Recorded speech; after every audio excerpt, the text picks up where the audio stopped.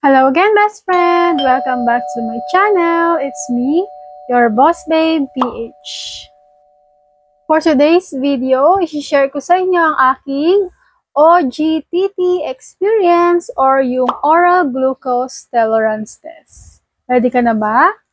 Let's go!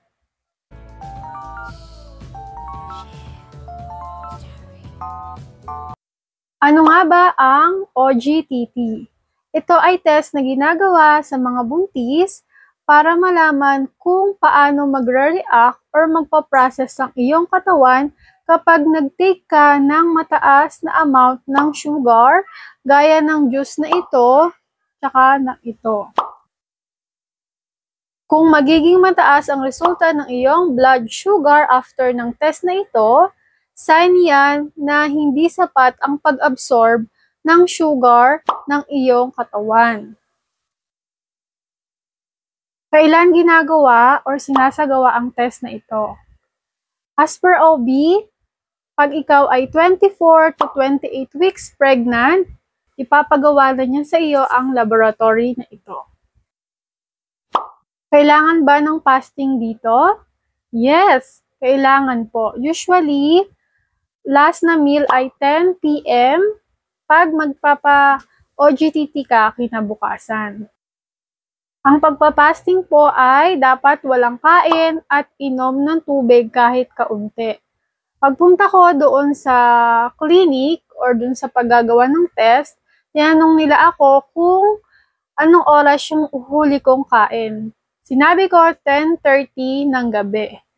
Nandoon na ako ng alas 6, nakuwanan po ako ng unang dugo para sa fasting blood sugar ng 7:45.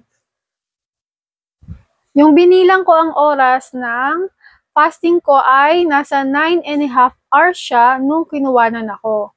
So usually, ang pagpapasting ko dito ay 8 to 10 hours bago ka kuwanan ng unang dugo. After makuwanan ako ng unang tusok ng dugo, kinausap ako nung nurse na papainumin niya ako nito, ng 75 grams na orange juice. Yan ang pinainom sa akin. At sinabi niya na umihi daw muna ako or naihi na ba ako. So sabi ko, hindi ako naihi. So umihi muna ako. Then pagbalik ko sa kanya, ang sabi niya, pinaihi kita para yung makukuha ko na susunod na dugo sa iyo after mong uminom ng juice na ito ay walang kasamang ibang liquid. Kumbaga, yung amount ng sugar ay walang kasamang iba. At sinabi rin niya sa akin na bawal kahit candy after kong uminom noong juice na iyon. Bawal tubig at candy. So, tiis-tiis lang. After 1 hour, bumalik ulit ako sa kanya at yun na yung pangalawang kuha ko ng dugo. Ulitin ko po ha, yung unang kuha ng dugo ay para doon sa fasting blood sugar. Then, iinom ka ng juice. Within 5 minutes, mainom mo na yun sa harap niya para alam niya na hindi mo sinuka. At saka, kailangan tiisin mo na hindi mo masuka dahil uulit ka ulit, magbabayad ka ulit, magpa-fasting ka ulit. Yon, after ko uminom, after 1 hour, bumalik na ako 8:45. Yun na yung pangalawang kuha ko ng dugo. Then, last na kuha ko ng dugo ay 9:45. So, yun lang yung pagkuha sa akin ng dugo. Dito sa pangalawang kuha sa akin ng dugo, after nung pangalawang kuha ng dugo, nung hinihintay ko na lang itong pangatlo, sobrang hilong-hilo na ako, gutom na ako, masusuka na ako. Totoo yung mga nababasa nyo, totoo yung mga sinasabi sa inyo, ng ibang naka-experience sa inyo nito, na nakakahilo, na ayaw mo nang ulitin. Nung time na masusuka na ako, nahihilo na ako, nagugutom na ako, kasi past 9 na, nung huling kain ko, 10:30 pa ng gabi. Naisip ko na lang, huwag kang masuka. Huwag kang masuka kasi sayang yung binayad mo, sayang yung oras, saka ulit ka ulit. Same lang.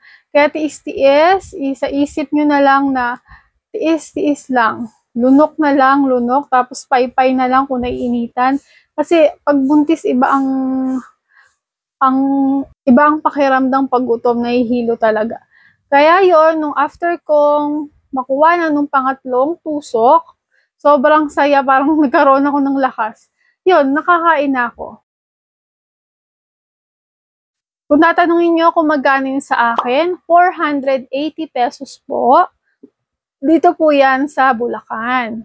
Iba-iba po yung presyo kung saan kayo magpapagawa. Mostly sa mga public hospital, libre lang yung ganito.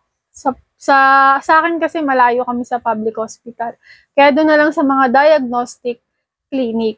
At siya nga pala, ang resulta ay kinabukasan at ito yung naging result ng akin. 3 po yung result niyan. Meron dyan sa gitna, tsaka yung may katabi siya sa kanan. Yung katabi po sa kanan, dun ka magbe-base kung yung result mo ay lumagpas based doon sa nasa kanan na range. So, thanks God, hindi na po ako umulit dahil pasok sa range yung nakuha sa aking FBS, Test 1 at Test 2. At syempre, in case na may mga bumagsak ka dyan na 1, 2, or 3 yung bumagsak na yan, kausapin mo si Obi, magpa-check up ka kay Obi kung anong gagawin. Pero mostly, ang pagkakaalam ko, pag may bumagsak dyan, dun sa after mo uminom, yung pangalawa or pangatlo, papaulit ka. Yun nga lang, di ko alam kung after 2 weeks or after 1 week. So, yun lang mga soon-to-be mommy, na gaya ko, kaya nyo yan. Kung nakaya ko yung pagwa-fasting ng ganong katagal, kayanin nyo rin. Kasi para rin naman yan sa sarili nyo, para sa baby nyo, tsaka para maagapan in case na mataas nga ang sugar nyo. Kaya fight lang. Kayanin mo ang test na ito kasi 1 beses lang naman na ito. Good luck!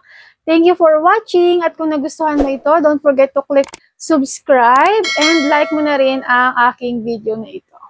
Thank you for watching. Bye!